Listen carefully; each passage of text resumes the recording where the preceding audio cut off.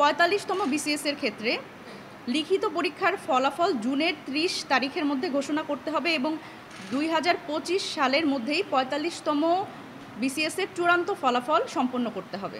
PSC একটি পরীক্ষার্থী বান্ধব প্রতিষ্ঠান হবে। অভ্যুত্থান পরবর্তী পিএসসির গৃহীত ইতিবাচক পদক্ষেপ ও আন্তরিকতাকে আমরা সাধুবাদ জানাই। সার্বিক বিষয় বিবেচনা করে জাতীয় নাগরিক পার্টি এনসিপি বিসিএস পরীক্ষার্থীদের পক্ষে নিম্নোক্ত দাবিসমূহ উপস্থাপন করছে।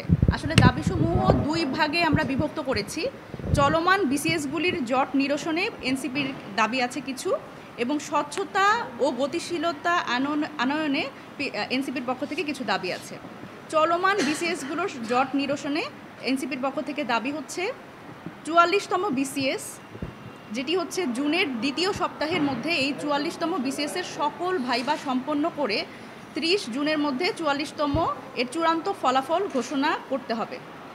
45তম বিসিএস এর ক্ষেত্রে লিখিত পরীক্ষার ফলাফল জুনের 30 তারিখের মধ্যে ঘোষণা করতে হবে এবং 2025 সালের মধ্যেই 45তম বিসিএস এর চূড়ান্ত ফলাফল সম্পন্ন করতে হবে। 46তম বিসিএস এর ক্ষেত্রে জুনের শেষ সপ্তাহ অথবা জুলাইয়ের প্রথম সপ্তাহে 46তম বিসিএস এর লিখিত পরীক্ষা শুরু করতে হবে। এই ক্ষেত্রে সময়কালের মধ্যে যদি সম্ভব না হয় তাহলে জুলাইয়ের শেষ সপ্তাহ অথবা আগস্টের প্রথমে লিখিত পরীক্ষা শুরু করতে হবে। শিক্ষার্থীদের প্রস্তুতি গ্রহণ ও মানসিক স্বাস্থ্য বিবেচনায় বিসিএস লিখিত পরীক্ষা ও ভাইবার মধ্যে ন্যূনতম গ্যাপ থাকা বাঞ্ছনীয় বলে আমরা মনে করি। 47তম বিসিএস এর ক্ষেত্রে আমরা বলেছি 46তম লিখিত পরীক্ষা সম্পন্নের পর 1 মাসের মধ্যে 47তম বিসিএস প্রিলিমিনারি পরীক্ষা নিতে হবে। এবার এই পিএসসি যেহেতু একটি সাংবিধানিক প্রতিষ্ঠান, এটার আসলে স্বচ্ছতা ও গতিশীলতা আনয়নে এনসিপির পক্ষ থেকে কিছু দাবি আমাদের আছে। সেটি হচ্ছে প্রিলিমিনারি পরীক্ষার নাম্বার সহ ফলাফল, কাটমার্কস ও সঠিক উত্তর পিএসসির ওয়েবসাইটে প্রকাশ করতে হবে।